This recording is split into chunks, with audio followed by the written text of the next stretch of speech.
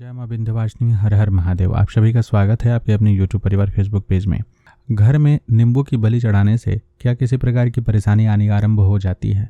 ऐसा कहा जाता है कि भगवती की पूजन में विशेष करके या उनके जितने भी तंत्रोक्त स्वरूप है, यहाँ तक कि भगवान नरसिंह, पंचमुखी हनुमान जी, भैरव जी, इन सभी के पूजन में भी नींबू की बलि जो दक्षिणाचार विधि है, सात्विक विधि है, उसमें दी जाती है। दुर्गा पूजा में भी हम सभी देखते हैं कि विशेष करके संधि काल के पूजन में अष्टमी, नवमी या विजयदशमी के दिन जिनकी जो कुल परंपरा है उस अनुसार सात्विक बलि का विधान बताया गया है।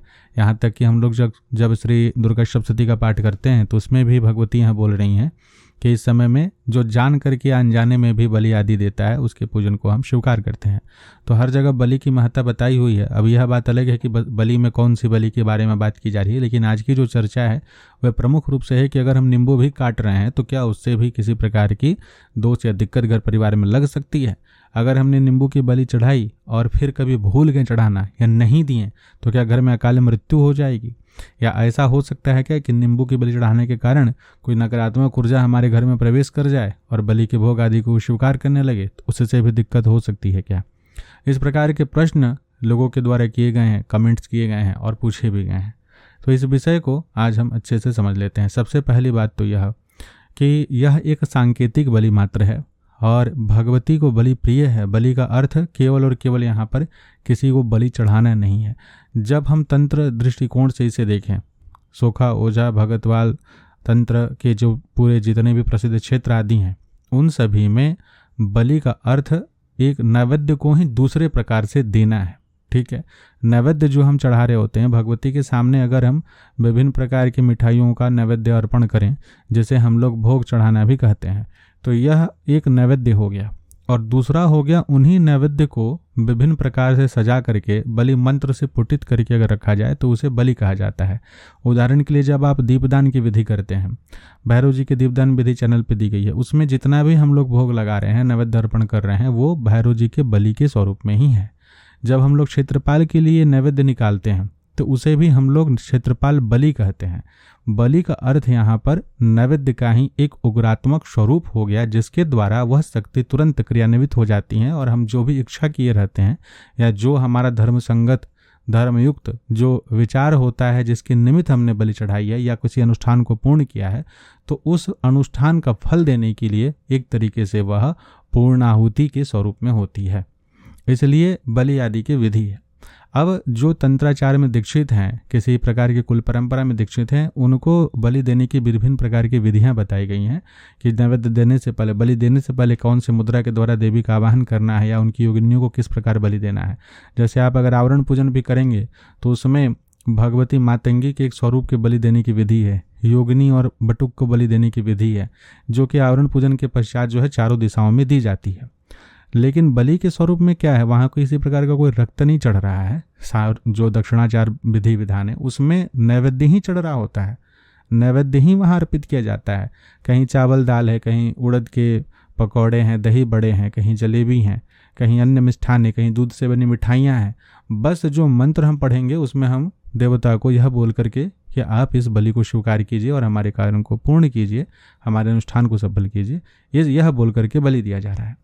भगवान गणपति के लिए एक वीडियो है जिसमें कि हमने बताया है कि विनायक दोष जब लग जाता है तो विनायक दोष लगने के पश्चात भी जैसे क्षेत्रपाल निकारी होती है वैसे विनायक निकारी होती है, जिसे तंत्रोक्त भाषा में विनायक बलि कहा जाता है।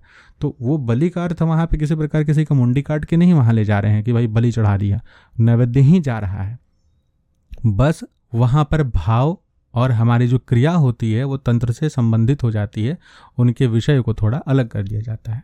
तो कभी भी आप घर में सबसे पहली बात की नींबू की बलि चढ़ाते हैं अगर, तो चढ़ाने के लिए किस समय में सबसे पहले चढ़ाना चाहिए? घर में आप किन की पूजन कर रहे हैं? चंडिका की, कालिका की, भगवती के उग्रात्मक स्वरूपों की अगर आप पूजन करते हैं तो, और या फिर आप किसी प्रकार के कवच का रक्षण हेतु अगर पाठ कर रहे हैं, तो बलि देने का यह अर्थ होता है कि भगवती उस बलि को स्वीकार करके उनकी जो भी ऊर्जा वहाँ उपस्थित होती है उस ऊर्जा में कई गुना अधिक बढ़ोतरी हो जाती है, और जो हम पाठ पूजा किए रहते हैं उसमें जो हमारा भावना निहित होता है, जब हम पाठ करते हैं कि हे देवी आप चारों ओर से हमारी रक्षा करें, यह जो हम कवच पाठ करके वहाँ समर्पित किए हैं, तो वह ऊर्जा यह बलि के द्वारा और अधिक पोषित होकर के, पुष्ट होकर के हमारी रक्षण के लिए तत्पर हो जाती हैं, तथा जिनको लक्ष्य करके ही हम वह बलि चढ़ाते हैं, जिनको लक्ष्य करके हम बोलते हैं, उसी प्रकार की ऊर्जा केवल उस बलि को स्वीकार करती हैं। दूसरी बात यह है कि जब कभी भी किसी के शरीर पर किसी प्रकार की नकारात्मक ऊर्जा आदि का प्रभाव पड़ जाता है, यानी कि उनके आभा मंडल में, उनके स्वयं की आभा मंडल जो है वो कमजोर हो जाती है, उनकी ऑरा बहुत अधिक कहीं से डिस्टर्ब हो जाती है, किसी भी कारणवश हो सकता है, और कोई नकारात्मक ऊर्जा उनके आभा मंडल में सूक्ष्म शरीर में अपने प्रभाव को बना रही है, तो उनको भी हटाने के लिए हम लोग इसी प्रकार के बलि आदि का प्रयोग करते हैं। तो यह जो नींबू होती है, इसमें इस प्रकार के गुण हैं कि ये नकारात्मक ऊर्जा को बड़ी जल्दी से सोखती है और सकारात्मक ऊर्जा का विस्तारीकरण करती है। तो आभा मंडल को सुरक्षित करने में, स्वच्छ करने में भी, यानी कि इसको ऑरा क्लींजिंग बोलते हैं, उसमें भी इसका प्रयोग आजकल के जो आधुनिक लोग आधुनिक प्रकार की तंत्र क्रियाओं को करते हैं उसमें भी इसका प्रयोग किया जाता है, बस नाम थोड़ा सा मॉडर्न करके बोलते हैं। तो वो तरीका है जिसके द्वारा कि उस ऊर्जा को भी हटाया जाता है। अब छत्तीसगढ़ में जवारा पूजन देखिए, आपको यूट्यूब पे वीडियोस मिल जाएंगे। जवारा पूजन में वहाँ पर कहा जाता है कि जब कलश विसर्जन के लिए निकलता है, जवारा विसर्जन के लिए निकलता है, तो किसी के भी शरीर के ऊपर में नकारात्मक शक्ति हावी हो सकती है। एक प्रकार का अखाड़ा ही है ये, समझ लीजिए। उस समय में जो व्यक्ति रक्षण के लिए वहाँ तत्पर होते हैं, जो भी तांत्रिक होते हैं, जिनके पास इस प्रकार की जानकारी होती है, उनके पास झोले में नींबू और चाकू होता है। जिनके भी शरीर में जरा सा भी लगता है कि किसी प्रकार की क्रिया की जा रही है, देखिएगा जवारा आगे बढ़ना बंद हो जाएगा, वो रुक जाएंगे, उनका शरीर इतना भारी हो जाएगा कि पैर नहीं बढ़ पाएगा आगे। कहा जाता है कि जो नकारात्मक शक्तियों को, क्षुद्र शक्तियों को सिद्ध करने वाले लोग होते हैं, अपनी विद्या के द्वारा जवारा में इस प्रकार के कार्य करके रोकने का प्रयास करते हैं। तो उनको हटाने के लिए भी वहाँ पे नींबू की ही बलि दी जाती है, दो तरफ काट के फेंका जाता है, उनका बंधन खुल जाता है। तो जब कभी भी ऐसी भार ऊर्जा होती है, बाहरी शक्ति होती हैं, उनको भी हटाने के लिए नींबू का प्रयोग होता है। कभी भी नींबू का नकारात्मक प्रभाव बलि आदि के रूप में नहीं पड़ता है। अगर इस प्रकार की मानसिकता आपके भीतर बैठाई जा रही है कि नींबू की बलि आप दे रहे हो तो इससे जो है कल को आपके घर में अकाल मृत्यु आदि होने लगेगा, तो कहीं ना कहीं आपको इस प्रकार की चीज़ों से दूर किया जा रहा है।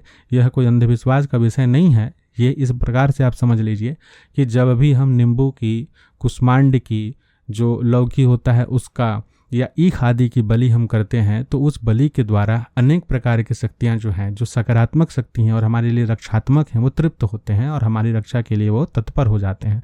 और हम अपने घर में अगर किसी साप्ताहिक में से किसी एक दिन सप्ताह में मासिक रूप से, कभी जैसे कि पूर्णिमा के दिन, अष्टमी के दिन, या वार्षिक रूप से जब हम कोई पूजन करते हैं और उसमें बलि आदि देते हैं, तो जिन देवता के निमित्त हम पूजा कर रहे हैं वो अवश्य ही प्रसन्न होते हैं। तो प्रसन्नता के निमित्त प्रत्येक देवी देवताओं का बलि का विधान है।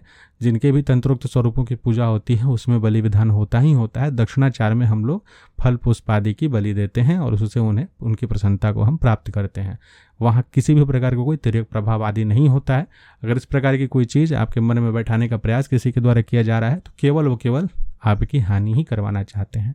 दूसरी एक बात इसके सिवाय कि घर में बलि के लिए किसको मना किया गया है। देखिए, तंत्रोक्त विधान में विशेष करके जहाँ मजबूरी है वहाँ की बात अलग है। मान लेते हैं कि घर में पुत्र पौत्र आदि सभी कोई हैं, तो घर की जो बेटी होती हैं, पुत्री जो होती है, जिनका विवाह नहीं हुआ है, उन्हें मना किया गया है कि आप बलि आदि मत दीजिए। लेकिन अगर घर के लड़के बात ही नहीं सुनते हैं, घर के लड़के जो हैं वो पूजन पाठ नहीं करने वाले हैं, या वो इन सभी चीज़ों में दिलचस्पी नहीं लेते, उनको कोई मतलब नहीं है, तो अपने पिता के घर के रक्षणार्थ अगर कोई घर की देवी बेटी जो हैं वो इस प्रकार की क्रिया को करती हैं, बलि आदि के विधान को पूर्ण करती हैं, तो मेरे अनुसार उसमें कोई दोष नहीं है। वहाँ कुल के देवी देवता इस विषय को समझेंगे और वहाँ आपकी साथ पे देंगे।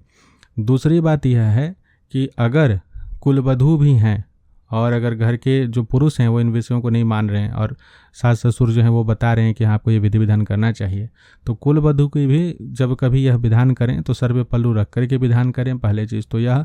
दूसरा यह कि विधान करने से पहले विचार विमर्श करके करें, क्योंकि अगर उनको संतान प्राप्ति अभी तक नहीं हुई है तो इन विधानों को करना है कि नहीं करना है या जान लें।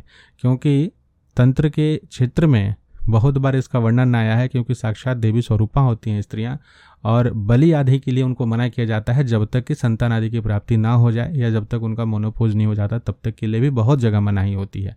जैसे नारियल की बलि चढ़ाने के लिए मना है, क्योंकि नारियल को हम लोग साक्षात स्त्री के स्वरूप और साक्षात उनको जो है पुत्र के स्वरूप में भी मानते हैं।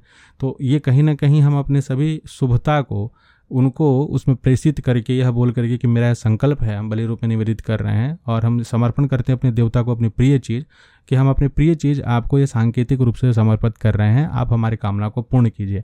इसलिए कहीं ना कहीं स्त्रियों को इसकी मनाही होती है कि आप जो है संवेदनशील हैं और गर्भ आपके भीतर ही हैं, आपके भीतर ही एक नया जीव आ सकता है और संसार में जन्म ले सकता है, इसलिए भी उन्हें बलि की मनाही होती है।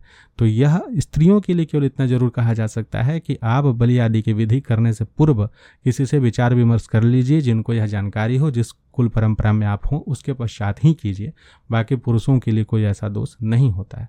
तो आशा करते हैं कि इस विधान को आप समझ करके निश्चिंत और निसंकोच होकर के इन विधानों को कीजिएगा। जय मां विंध्यवासिनी। हर हर महादेव।